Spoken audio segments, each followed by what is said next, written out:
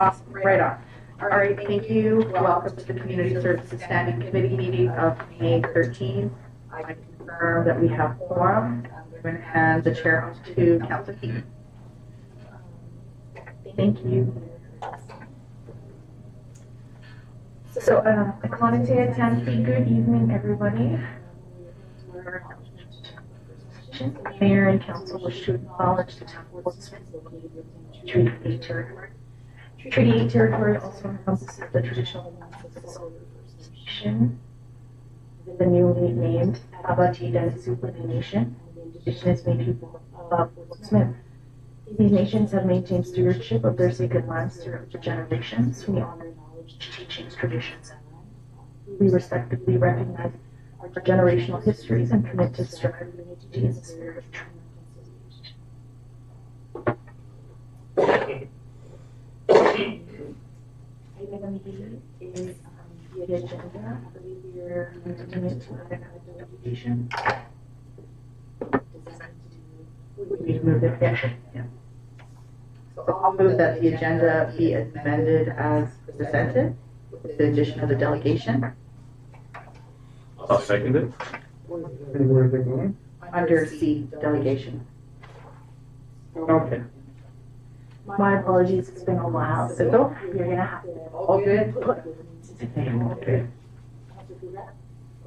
Yes, I'd just like to add one item under other business, and that would be update on communication strategy. We didn't really have a briefing on that. That's part of what I'm asking for.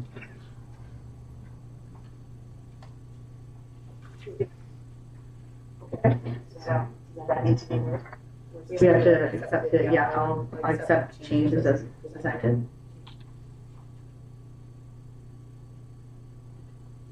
Thank you. Yeah.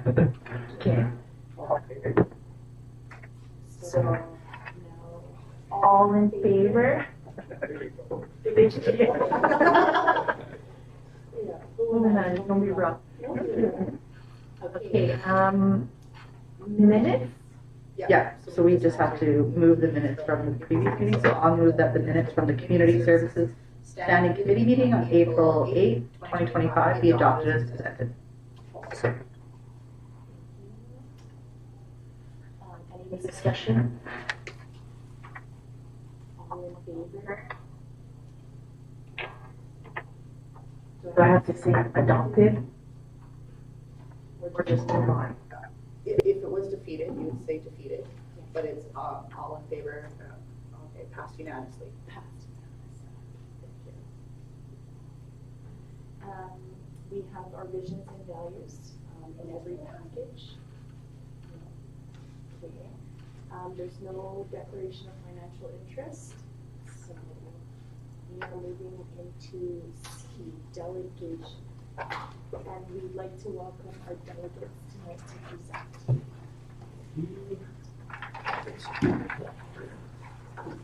One more chair. Hello, Mayor and Council. Oh, welcome. Normally I'm a person here, but today I come as a resident and an executive member of Portsmouth Pride, a new organization in the community, continuing the mission that our President Rutger Venema has started last year, the Frank Rubin Pride Festival, which will take place this year, June 13th, 14th, and 15th. I have some more members of the team here who I'd like to give the opportunity to introduce themselves. No, it's fine. It's I'm Maxim Smith. I'm also I guess I can go second. Alex James. So it's not to put past us all that these events happen best when we all work collaboratively, and especially when the municipality has some great resources that we've used previously and would like to request again. So we have 3 requests that have come through. I'll talk about the largest one first, which is the use of the arena on Saturday, June 14th for a 12 to 7 event open to the community, free of charge, that focuses on providing a safe environment for people of all genders and sexualities to participate and engage collectively in a safe way. We're also continuing a mission with Frank Rubin and understanding that he was a Wiccan man who went missing in Fort Smith as he was attending Aurora College. He went missing May 6, 2023, and has yet to be found. So, Riker Venema, who couldn't make it today because they are doing the wildfire training, wish they could be here, but had this great vision to raise awareness for both Frank and for missing murdered Indigenous women, girls, and Two-Spirit people, which, Sportsman Pride, we are happy to continue. We have that request for the arena, which I understand is a significant cost in the raise and fees bylaws, $1,500 for the day. And as a new organization, we don't have that, which is where this request comes from today. Does anyone like to speak on the arena request? It provides a wonderful space. It's spacious, there's bathrooms, it's accessible for everyone. It's kind of the perfect place that makes it safe for all. Sweet.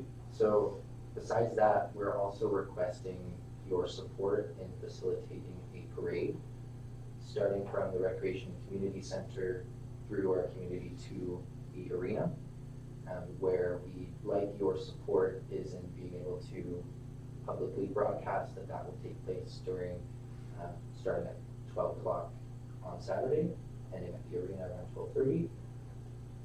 With that comes some road closure notices, as well as we would appreciate a municipal vehicle to spearhead the parade and potentially even end the parade as well, so that all participants can feel safe and supported with a little bit of a physical barrier between them and any other vehicles on the road.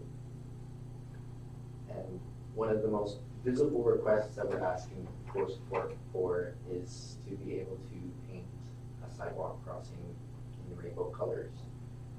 Previously, we've done paintings in front of the post office, in front of the WK, but the parade route that we proposed wouldn't cross any of those. So for this year, we would like your permission to paint the crosswalk at the main four-way, only one of those 4 crosswalks, the main one being from the cathedral to the vacant SRFM plot. Our thought behind that is that if we close that down for a period of 4 hours, it wouldn't interfere with traffic heavily. It still allows through traffic from the hospital to the grocery stores and from McDougall. It's one of the best options for both visibility and just ease of painting. So we're looking at securing supplies through collaboration with the Union of Northern Workers. So we would just ask from the municipality side, first for permission, and then second for some barricades to put up to allow visible notice that something's going on that's approved by the town. Support means a lot for events like this. I don't know that we've had, last year we had the Pride Festival, but a parade of this scale, and then the visibility of painting the crosswalks, which didn't happen last year, hasn't happened for a few years, but is a great visible indicator that the town of Fort Smith supports Two-Spirit, lesbian, gay, bi, trans, queer, intersex people. I think it's a great step in the right direction, and with your help, we can make sure that everyone feels supported and welcome and safe in Fort Smith. Yeah, we're super excited to have this event for everyone. You said all sexuality, but also, all ages available to everyone. I didn't really grow up with a lot of queer representation in Fort Smith, and it's important to me to be visible so that the next generation feels confident and comfortable in who they are.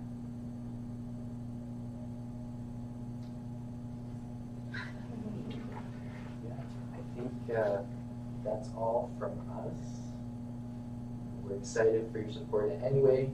Your support is appreciated. We look forward to hearing. Weather permitting, the painting of the crosswalk would happen between what hours? What are you thinking? There is a briefing, sorry. Okay. There is a briefing note in the package that Blake sat down in more detail. It's under C, and I believe you proposed 8 till midnight, 8 p.m. till midnight. There was going to be a morning session if possible. Oh, it doesn't say that one in the motion, but it might in the brief note, sorry. It does. No? It says 8 a.m. Oh, does it? Okay. So there is more details in briefing notes down in, further on in this meeting. Yes, understanding that any roadblock would interfere with some traffic, but we're hoping that the morning would be the most minimal impact. And for a rain out date, we have proposed second date. We're hoping to do the painting first week of July, but if something falls through, there is another date proposed for June 7th for June 1st and June 7th.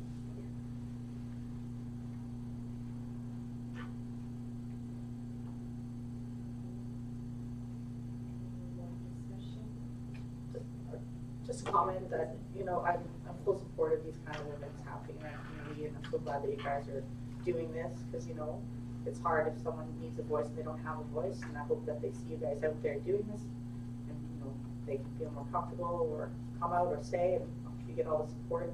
Did you guys have anything with security last year that came up from this event? No, I don't know that there was any concerns. I don't think there was anything, it was a wonderful event. They had all the seniors out at one point. Everyone was pretty community minded and happy to be there. Awesome. Thanks. Any further? Okay. Thank you guys so much for giving us a second year. Like, it hurts my heart not to be able to be part of the organization this year, but I'm so happy that Ricker was able to land you guys to help them make this festival even more spectacular than last year. So I'm so grateful. Thank you.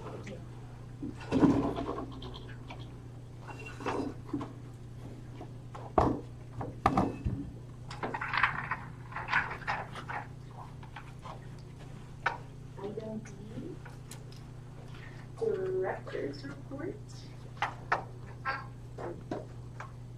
Quite a hefty package, I'm sure we've all done it. Director Calucci, I don't know if you want to add anything to it.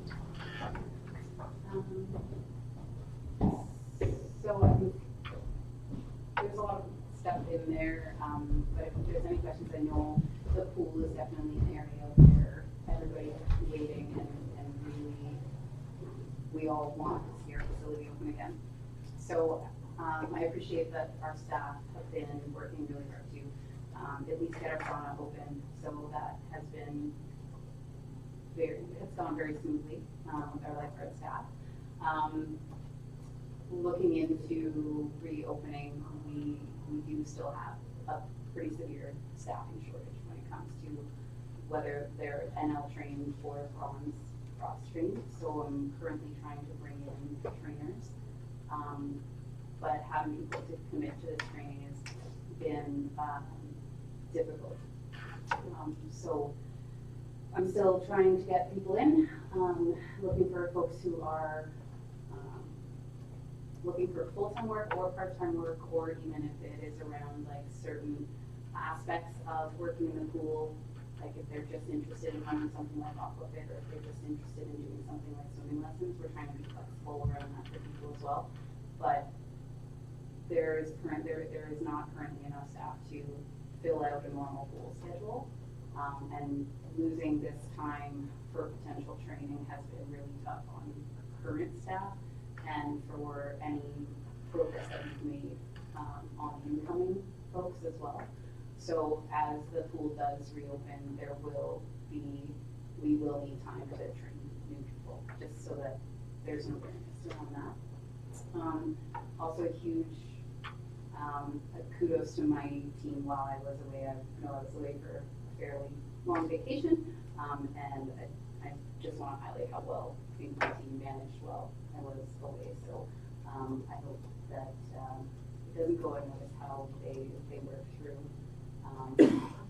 our regular operations and did a great job. And then I know it's in there about the mural, but if you haven't had a chance to go and see Melanie's work in the library, it's so beautiful, it's so unique and special to our community, and it really does put some character back into that building. Its renovation is lovely, but now we're really making it our own, so that's a great addition. Thank you, Director Fucci. Any discussion, Mayor Ferguson? Thank you. Yeah, no, I read that in the here about bringing in a private contractor to train up staff for the pool. I know we've struggled as an organization with staff for the pool. I don't know if this is able for us. Are we allowed to like sign us or bonus sign people or incentivize? Hey, I know we're doing the program for free, right, for those that sign up for it.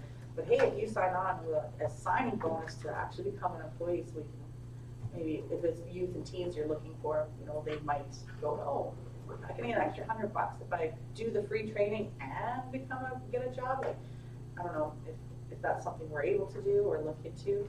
Just money, kids like money. If you're gonna pay me to do something, I'll show up, right? If that's a possibility. And I also hear I didn't see anything with the signage in the arena. I know that you guys were collecting posters, banners, display, things like that to put visual recognition and signage in there. And I'm just wondering, is there an update on that? So they're all over at the arena currently, and I put in the work order to have them hung. So they'll be during this kind of closure season. So they'll be hung for next ice season. Yeah. Just a quick follow-up. I know that the user groups of the arena were very keen to help if you need help with that. So that, like, where they might want the banner placed, right? Because, if I'm sure you did ask for, where would you like your banner posted about when you won that championship, right? So making sure to touch base with them that we're, properly placing it right where they want it. It's just a suggestion that may or may not bear any fruit, but it might be worthwhile just touching base with the high school in terms of a signing bonus, monetary. There might be the possibility of getting high school credits. So I would check that out, and if it's a possibility, say, hey, not only will you get paid, you can earn, high school credits. So just an idea. I actually have a question. Okay. Okay. I recognize now.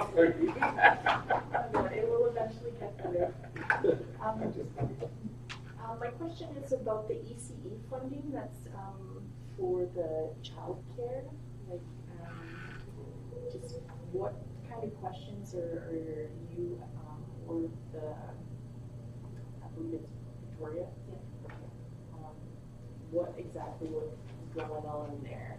This is my question. So the wage grid funding was announced and rolled out. It was announced like March 28th, and then we were expected to implement it by April 1st. So it wasn't really a lot of notice, and it's been quite complicated where almost every single staff member qualifies for a different level of pay. So we've been trying to get answers from ECE on this. They're finally going to meet with us this Friday. So it's taken this long just to get a meeting with them. So it's been a month and a half. So I don't have all the answers yet, but a lot of questions around. They are funding a certain number of positions that they have said our child care centers qualify for. And so we're then being held to pay staff to the wage grid that they've set up. But we have a lot of questions around what about our casual staff and the staff that they don't account for, because we're in a unionized environment, so we can't have people working longer hours than what we have set out. So we were unionized, we might be able to have someone working 9 or 10 hours a day and one person can cover that. We can't do that, so we have to have more staff to cover the full day. But they're not necessarily taking that into account.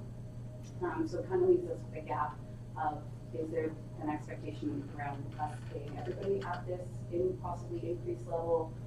Or are they only expecting us to pay certain people at this increased level? And it leaves a lot of questions and possibly disparity between our own staff and our own programs, because they take into account children 5 and under, which leaves our after-school program kind of hanging in limbo, because we have children who are 5 and under in that program, but it's not the whole program.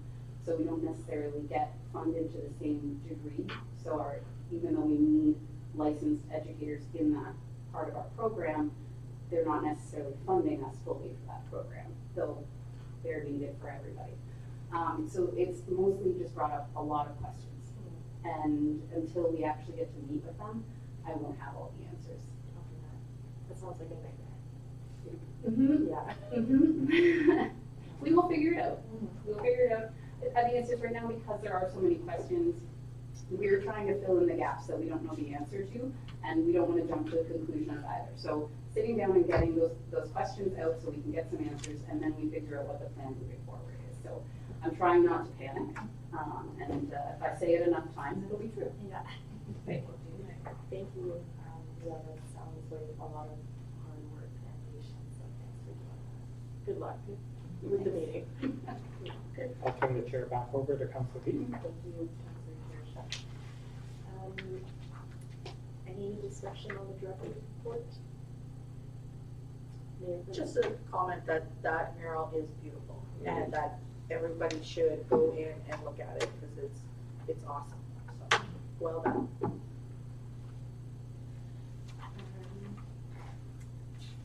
The next item on the agenda is e-administration. And we have a briefing note on the donation request by the Frank Kruger Park Parade. So I'll move that Mayor and Council approve the in-kind donation of $1,500 to the Fort Smith Pride towards the rental of the Centennial Arena. I'll second that.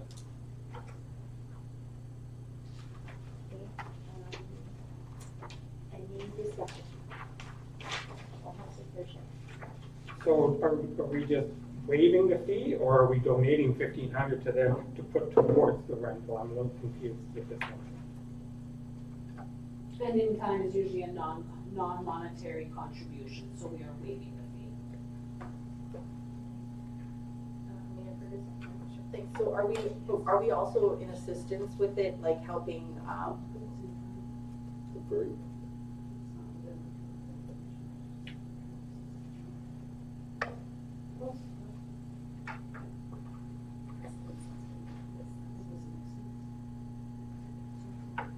what was it?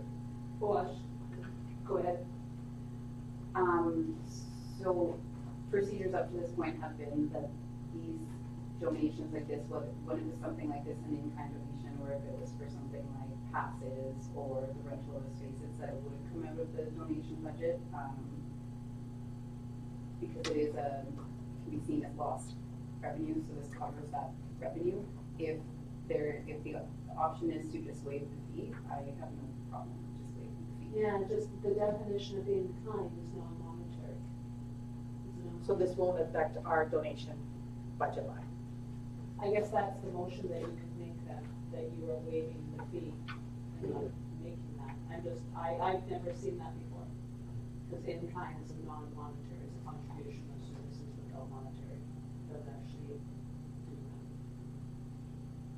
But there's a monetary value. There is, yeah. So we passed them forward like the stage with Fire Week last year, and so it came out of their actual donation. We then kept $1,000 out of their donation to pay for the stage. Oh, look at that, so good. So am I hearing that we want to modify this, so? Well, it's not an in-kind is the issue. It's not defined as an in-kind, so we'd have to change that wording from an in-kind that we are donating $1,500 towards, that out of your budget will go $1,500 towards the cost of the arena. Because it's no longer an in-kind, it's now becoming a monetary transaction.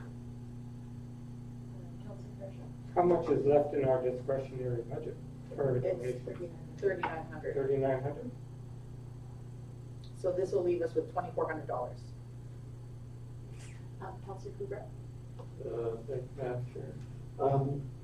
I would like to suggest that, and I'm not exactly certain of the wording in the rates bylaw, but I do believe mayor and council may have the authority to waive fees rather than just say, for this particular instance, mayor and council have agreed to waive the collection of a fee for that use of that facility. Mayor Ferguson? I would amend my motion then that mayor and council waive the fee for the arena towards the rental of the Centennial Arena. Does that make sense? Councilor Cox? Thanks. Just curious in terms of what's better for accounting, because if events like this do actually have a cost for the town to run, is it better accounting to take it out of this policy rather than make a motion to do it in kind and then potentially go over in costs anyway later in the year? Is it better to take it out of this budget, but then if we end up going over budget later, then at least we've done better accounting? Does that make sense? Just in terms of tracking the numbers. Director Flucci? So I think the rationale behind it, right, is so we are only budgeted to run the arena for 6 months of the year staffing wise. So anything outside of that is outside of our budget itself. So then when we have these rentals come in, something like the trade show, that's one of the examples. We don't actually budget our staff for the trade show. It's an additional cost, so they pay for the rental fee, and that's what covers our staffing costs for those events. Otherwise, we'd be outside of our wages budget. That's one of the basic parts of it. So it's just unbudgeted wages.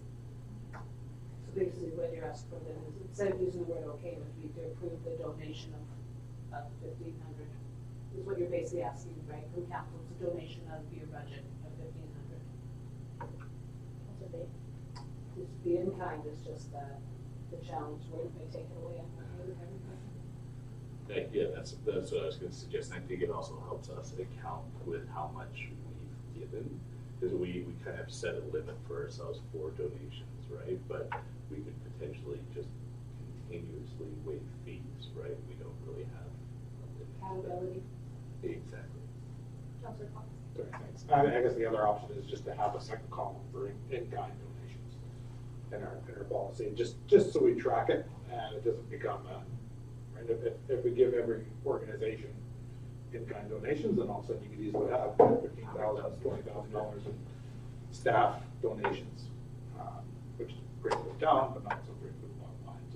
And just so it's accounted for one way or another. So, do you want this change then, just remove the in-kind part of it and just say that it's a donation of $1,500? Yes. That's what you wanted to If say? that's what council agrees to, then yes. I'll make that amendment to the motion. I moved it, and you seconded it. Do you agree to that change? Just a question about, should we say $1,500 to be used for the rental fee? But yeah, so the mayor and council approved donation of $1,500 for the Portsmouth Pride towards the rental of the arena. You agree with the change? Yeah. Okay. So that's what it says then. In kind was removed. I think I wrote that down properly. Any discussion? Okay,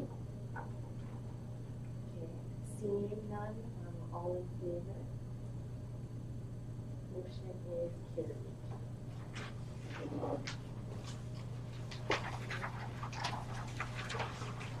Next up is the briefing note on the road closure for the Pride Parade. That's brief. Thank you. So I move that council approve the following road closure. The King Street from the Community and Recreation center parking lot to McDougall Road, McDougall Road from King Street to Brainerd Street, Brainerd Street to McDougall Road, to Rupert Avenue, and Rupert Avenue from Brainerd Street to Fort Smith Centennial Arena. Parking lot be closed on June 13th, 2025 from 12:30 p.m. To 1 p.m. for the Frank Rubin Pride Festival Parade. I'll second that.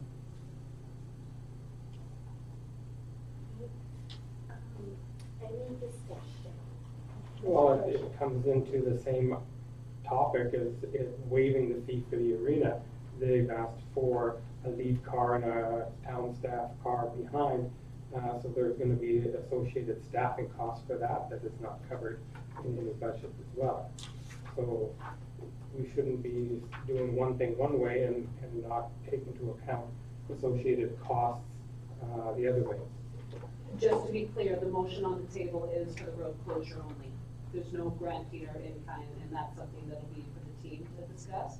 But at this point, whether it's volunteers volunteering to provide support, that's something for the director to discuss. But right now, the motion that's on the table is for the road closure only.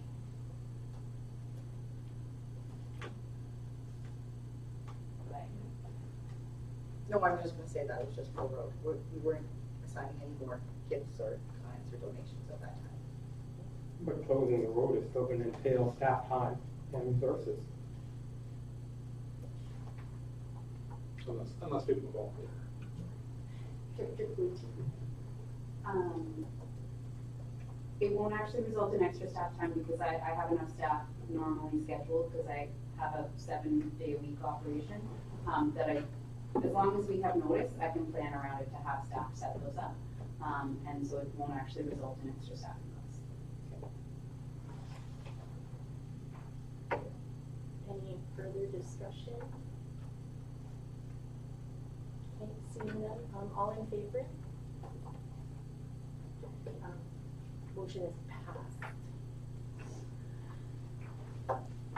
Briefing note, road closure, Frank Rubin Pride Parade sidewalk painting. So, yeah. Okay, I'll move the council move the following road closure.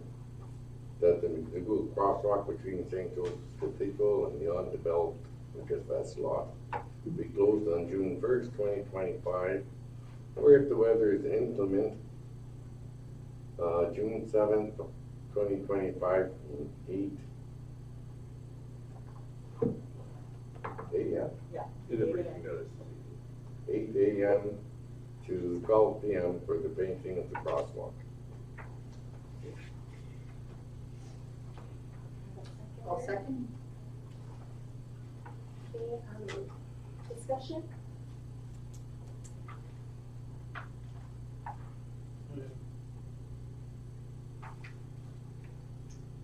Councilor Bersha?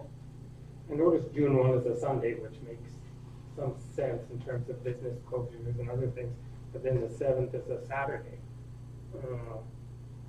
Wouldn't it make sense to have 2 Sundays? I don't know. Director? That's just the request that they made. Yeah. Those are the 2 dates that they were able to line up enough people. So their preference is the Sunday. The 1st. Yeah. Councilor Potts? Yeah, I think the exact date and time, as long as it's a low traffic time, is fine. Maybe, I don't know what the regular time, how long it takes to do crosswalk painting is, or if there's a certain way, if they do one side and let it dry, or do the other, just, if there's any tips that can be suggested to minimize the downtime, then I'm sure it would probably be welcome on all fronts.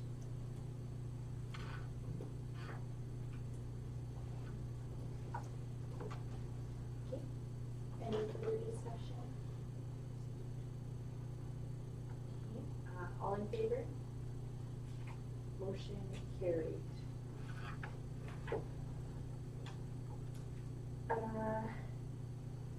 Briefing note, donation request, PWK.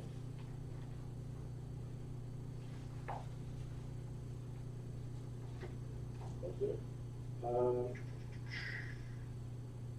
So I'll move that mayor and council approve a donation of unknown amount to PWK for students to attend the annual Peace River powwow. I'll second. Thank you, Councilor Kruger. Point of order, can you even have a motion that says unknown amount? I think you need to put a dollar amount in there to have a discussion. I believe that we had a similar request last year that did have, they were asking a certain amount. So I don't know why that's missing this year. Mayor Ferguson? So, because they didn't identify what amount they wanted for them, or whether it's just whatever we could offer to contribute to their goal is to raise $21,000, but they don't have a specific request from us.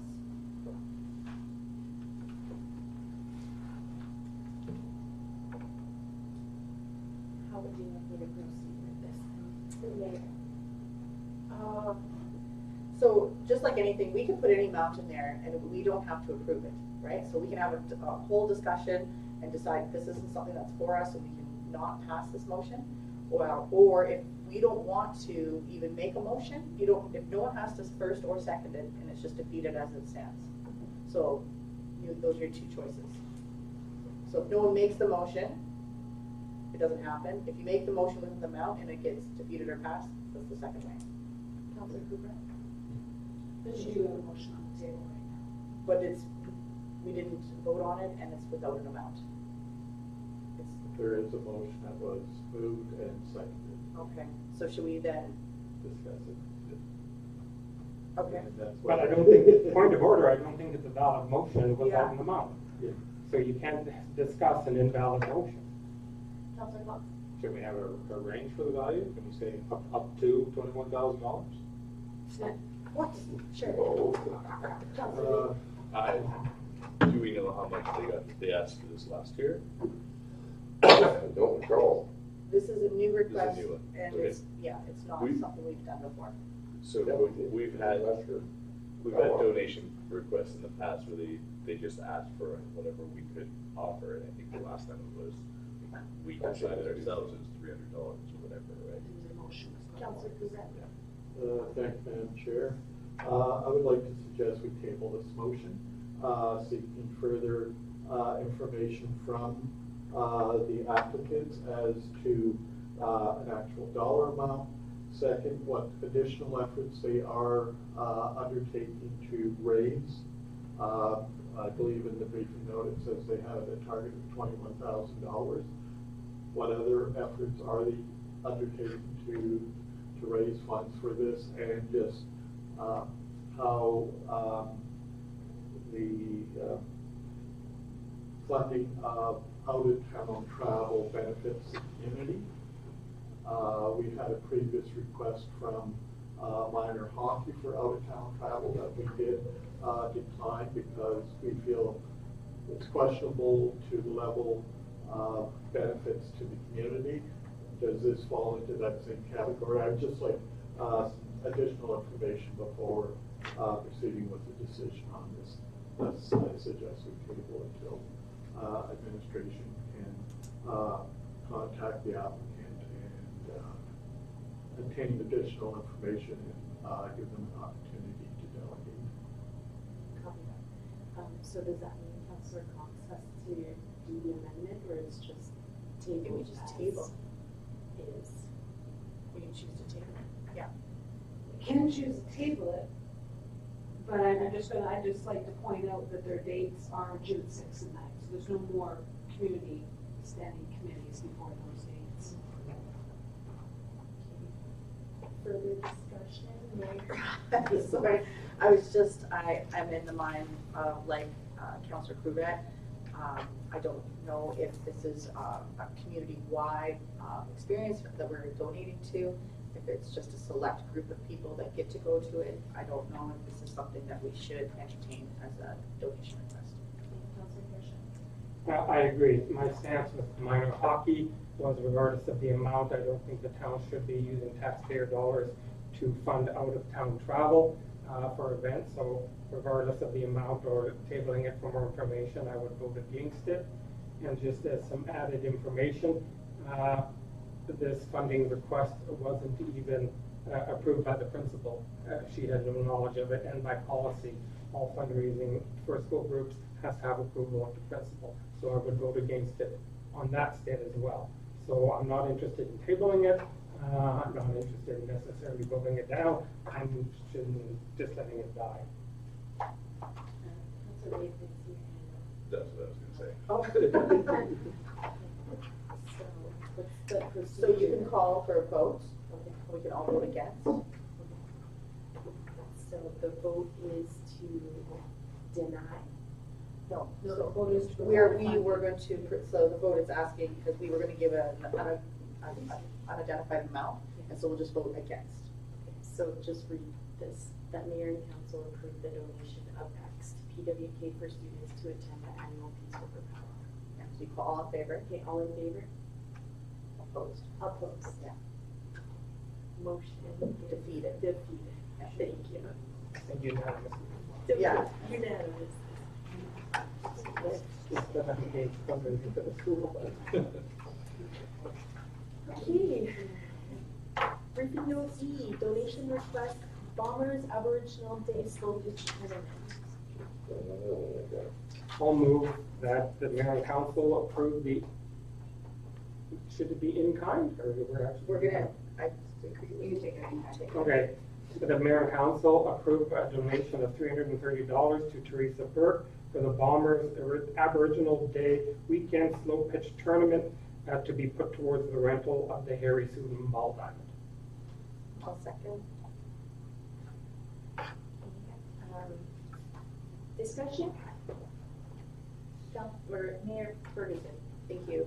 So I see this differently than the other donation request that we just had before us. This is actually bringing people to our community who will potentially travel here, pay sport here, buy some food here, get some gas here. I would see this as a community benefit too, like an economic driver for our community, and so I would agree to the donation request. Any further discussion? Okay, all in favor? Motion is passed. Unanimous.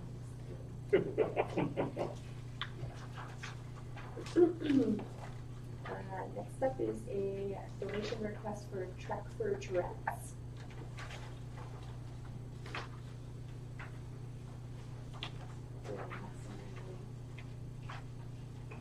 Okay, I move that for consideration, no specific amount of money in kind or items were requested.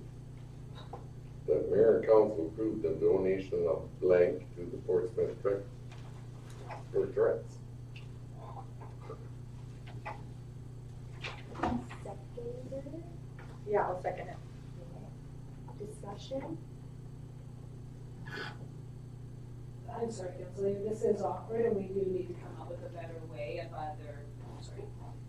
SAO. Yeah. I apologize, because this is an awkward way to do it. It's gone through before and it seemed a lot easier. But as Director Clucci just said, last time there were precedents for us to be able to name amount. So, yeah, I apologize that we don't, and I don't think we'll accept amounts again. So I understand the principal's like, we'll take what you get, you want to give us, but I think we do apologize for this. Councilor Parisha? Yeah, again, I'm reading this motion and it seems like a non-motion to me. Like, they're not, it's just, like, I don't know what the point of this motion is. So, yeah, so, Karen Ferguson? okay.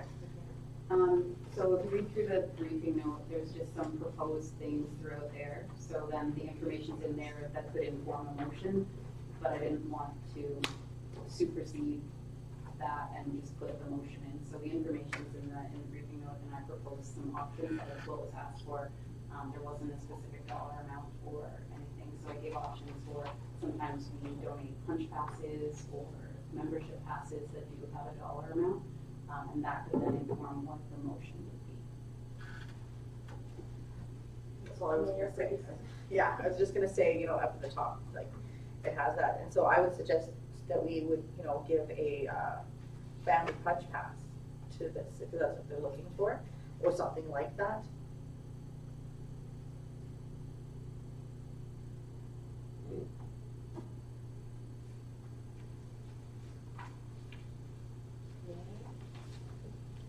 So, do we have to amend the motion? That mayor and council approve the donation of a family punch pass valued at $125 to the Portsmouth Transit Trust? Correct. Can someone say that besides Again, though, wouldn't we donate 125 for the specific purchase of the punch pass, so we can take it out of the budget and put it back in where it belongs, not just donate a punch pass? That's just like waiving a fee. Councilor? Thanks. I don't know if we could say up to $125 for a family punch pass, because if they're doing a raffle or something and an individual or a youth gets it, then maybe do they want one that's more applicable to them, or do they just want a family pass? It just depends on how they're gonna administer, give it out if it's a raffle or if Still it's. value. Yeah, that's what I'm saying, but if you just say up to, because if somebody doesn't need a family pass and they win one, Then they buy, you know, 3 youth passes. yeah. Councilor Goulart? Thank you, Madam Chair. I was going to hold off on bringing up the whole subject is we really need a donation policy. Well, And then it's on our list, one of the high priorities on our list with the consultant to actually come up, how do we deal with direct requests for financial contributions versus in-kind contributions versus punch passes, swag, whatever they may be, and addressing things that, no, we will not accept donation requests unless there's a specific ask and things like that. I think that all needs to be spelled out. And I know I've been going on about this since 2018, but hopefully soon. Thank you, Councilor. Councilor Cutchin? if you read the letter, there's a line that says this could include donated passes. They're not asking just for one. So look, again, they aren't giving us any kind of value to work with. I mean, how many passes would they like? Councilor Cox?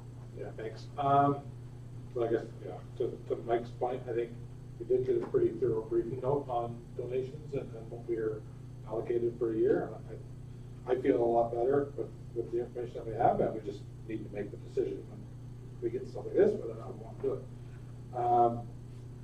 Maybe part of the donation policy could include just a default amount. If you don't specify a default amount, then it becomes $100. And if you need more than $100, then you ask for more than $100. Maybe that could be something to consider, but I think, yeah, I think we have enough information to make the choice that we need to make. And in this case, so maybe I would just say, if it doesn't specify an exact amount, then we specify $100 or $125. In this case, maybe if we're talking about a family pass. Councilor Kirscher? I agree with Councilor Tucky, who said that they requested passes. We just gave $300 towards the slow pitch tournament. I would suggest that the motion be amended to say we donate $250, which would be the equivalent price of 2 family passes that they could then raffle. Who was the mover? Tucky was the one that moved it, or was it? Did we move this one? Yeah, I did. Okay. I wrote your name down. I'm struggling in that. So, who seconded? We're having a hell of a night. Okay, so do you approve the changes as amended? I approve the changes as amended. Okay, and I also approve the changes as amended. To $250 to be applied towards passes in support of the Trek for Treks. All in favor? Okay, motion is passed unanimously.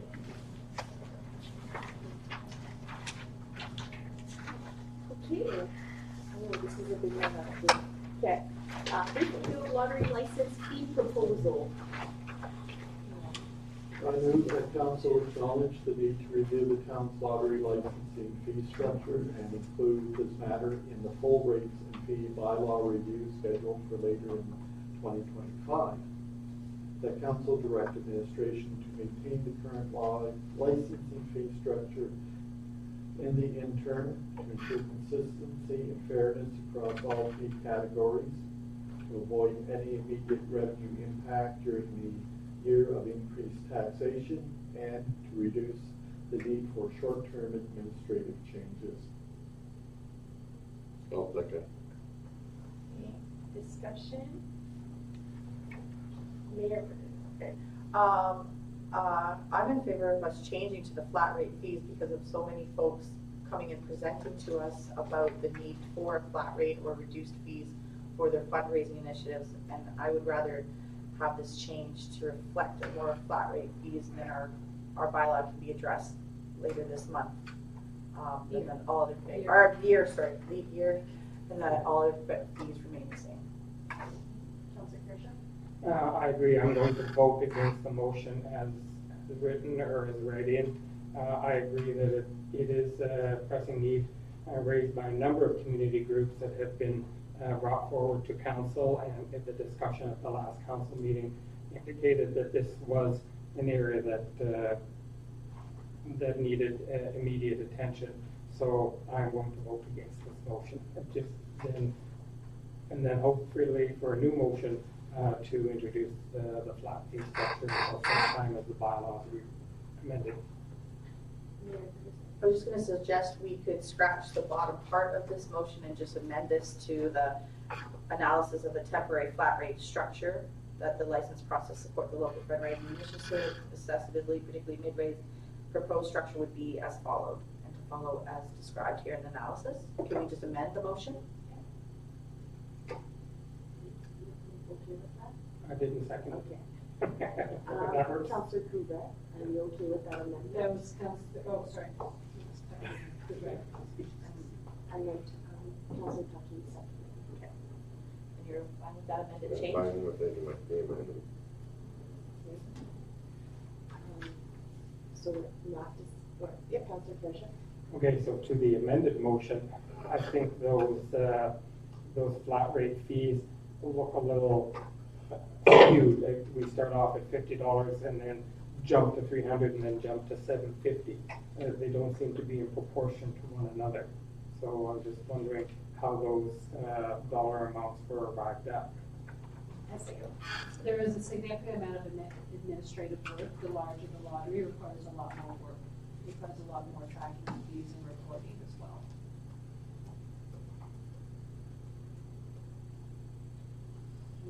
Any further discussion? Councilor Cox? So, as I understand, the rates and fees bylaw was gonna be scheduled for review later 2025 anyway, right? So we're talking about a matter of months that this would be addressed anyway. It actually is.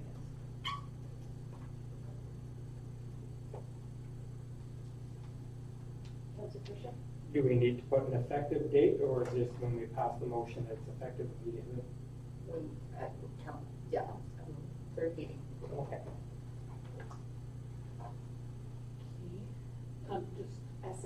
Just to clarify, this is only a recommendation to next week's council. After next week, it's in play.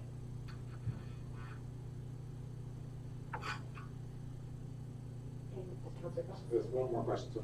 So how much of a hassle is it administratively to make these changes?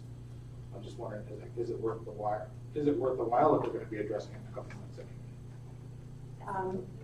Sorry, yeah, and I still have Daniel here, he can tell me how much of a hassle it's gonna be to change the forms, and also to rewrite the policies, so it's gonna be significant, it'll be at least a day's work to sort of go over everything and make sure we have all the policies in place, and that they're saying the right thing, so. Councilor Dave? We make a change to the fees. Are there any groups that currently have a license that would they just reapply under the new fee structure? they haven't already done their lottery. I'm trying to remember the policy, I don't have it on me. There is a cancellation fee, there is an administrative fee. I think it would be fair and righteous that anybody who has a license that they've just applied for this week, and this will change, that we let them know and that we offer to do that with them, just because it is before they've actually had it, but we would not be going retroactive to any past. That makes sense. One last question. How long has the fees been what they are now? Do we know? Is it 2023.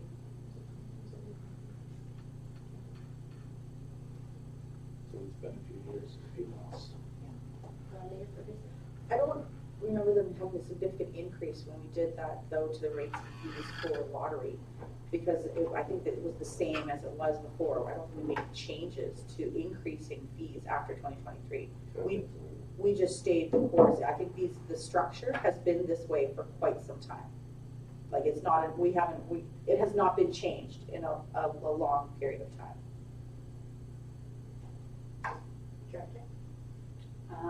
If I recall, I think it was changed in 2023 from what it had previously been. So I think that there was a change made in 2023. But that was the last change. Councilor Cooper? Well, thank you, Madam Chair. I guess the one concern or question I have with this, and administration get back to us, is what is the impact of this on our budget? Is it like, are we talking $5,000 reduction to revenues, or are we talking 25,000, 50,000 per year from a change in the fee structure? Yeah. I'm not looking for an answer this evening. You're gonna get one? Yeah, I think that's pretty simple. As noted, our budget currently is estimated at $10,000 a year revenue, and we can't anticipate what the amount would be. It depends on how many licenses. It is hoped that this flat fee structure will be more people might actually consider, and it could equal up. We absolutely could have a win-win instead of zero, and we could do that one, but we have no way of anticipating how many are going to come in. I mean, I can look at historically what was done last year. I have it somewhere in class. I looked at before. We could look, we could look at what historically it's been, but the budget rate is estimated at 10,000. Any further discussion? So, just wanting for the same. Correct. We're taking off that bottom part and we're adding in under the analysis that statement, what the rate would be as a flat rate.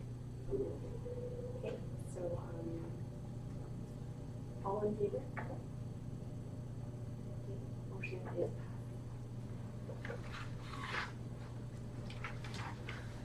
Okay,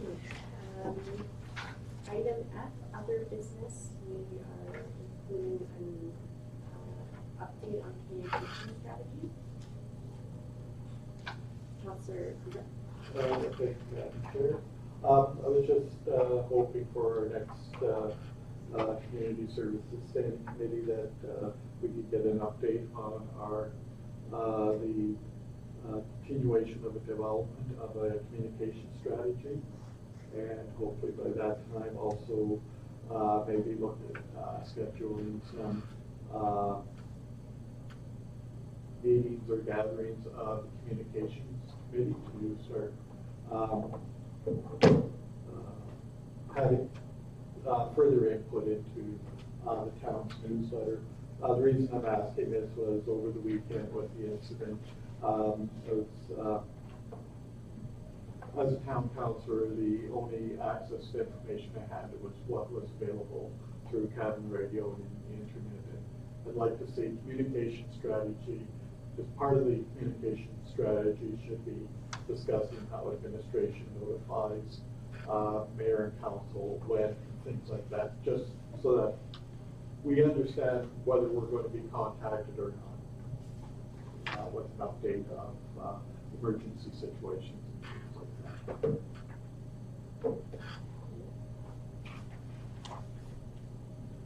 Does that need to be moved or just, that's just like a statement? Included on the agenda. Well, I guess my question is I don't have a project called communication strategy. You have anything? Is this for like in our internal dialogue on how we communicate as a mayor and council, or is this for community that you're looking for communication strategy? Councilor Blumenauer? Thank you, Madam Chair. The previous mayor and council actually were working on developing a comprehensive communication strategy for the organization, which deals with internal communications, but also addresses external communications and intergovernmental communications, just so that there's something that's clear and defined of how, as an organization, we communicate amongst ourselves, each other, and with other agencies.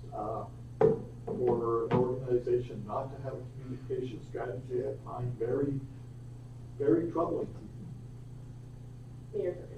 All right, I do remember that we did do that, but that was because we didn't have the staff that were doing it, and so now I think the communication that is going on for the organization is taken off by staff positions, and I think that ETDO is the primary source for all of that, and it's that person is tasked to do those sorts of things. I think we were doing that because we didn't have those positions staffed in the organization, and now that it is staffed in the organization, we don't have to do an operational type role, right? Is that what you mean? Councilor Kubik? I think the organization needs a communication strategy. Any organization, how do we communicate? It doesn't say this is how you write a letter, but it does say these are the parameters.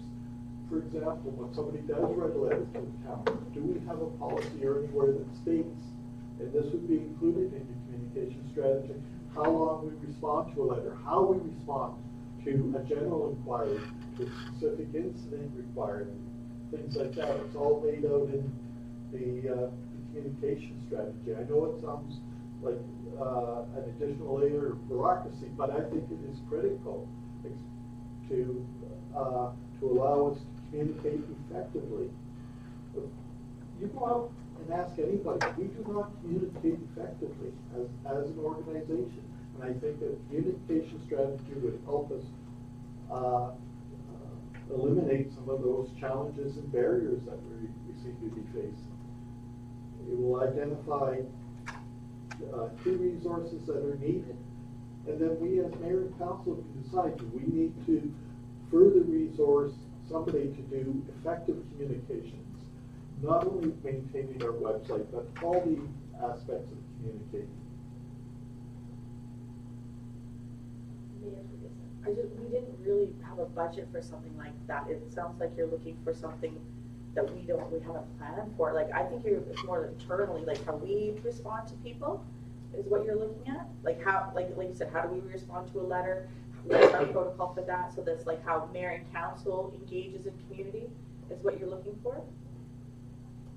Councilor Brunet. Thank you, Madam Chair. Point of order, though, okay. you're now going back and forth. I'm just letting you know, point of order, it's a two-way dialogue right now. Yeah. Like if we go back to the documentation that was developed for the previous mayor and council that resulted in a draft communication strategy being developed that never moved forward through the process, it outlines what the communication strategy does.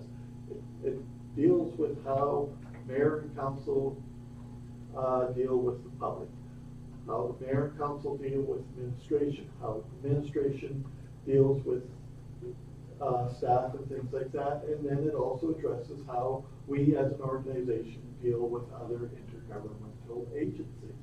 It's just a guiding document that outlines how the process that we follow to communicate effectively.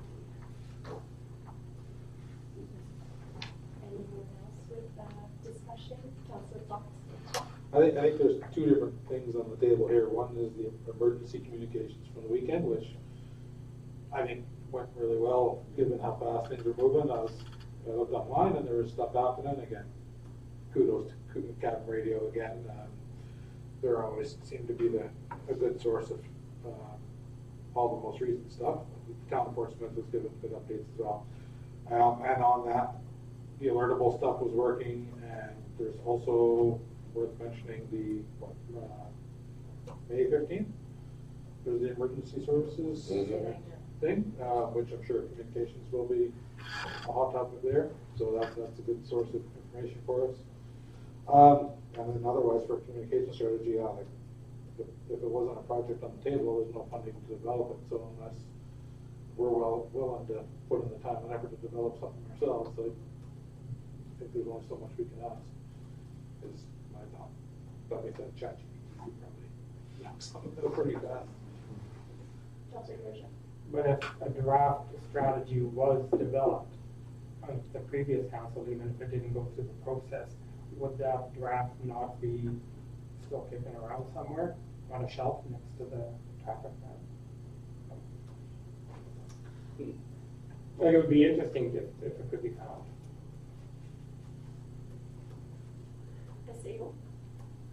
I mean, unless you want to put through a motion that this be added to the agenda for next week and we see what we can find in the history.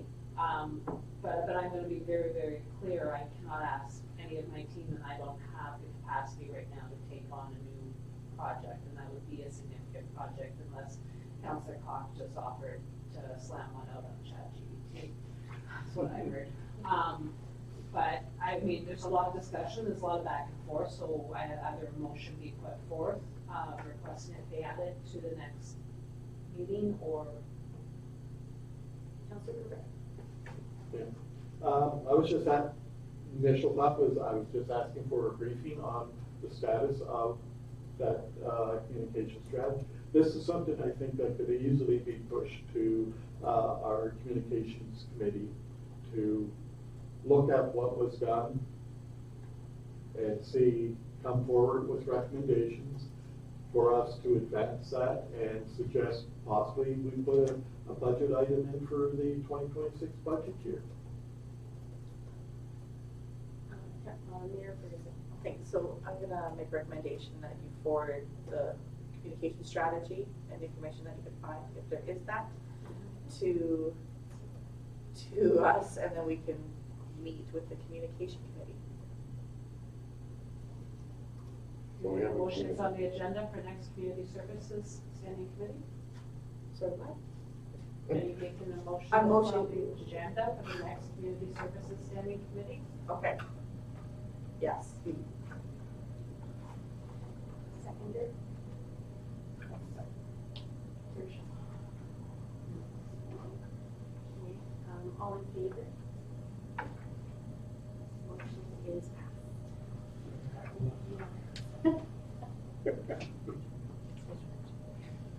Okay, excusing of councillors. I will move that Deputy Mayor Keiser and Councillor Mendel be excused from the Community Services Standing Committee meeting on May 13th. I'll second. All in favor? Item H, date for next meeting. The next Community Services Standing Committee meeting will be on June 10th, 2025. Item I, adjournment. I move we adjourn at 7:39. Seconded.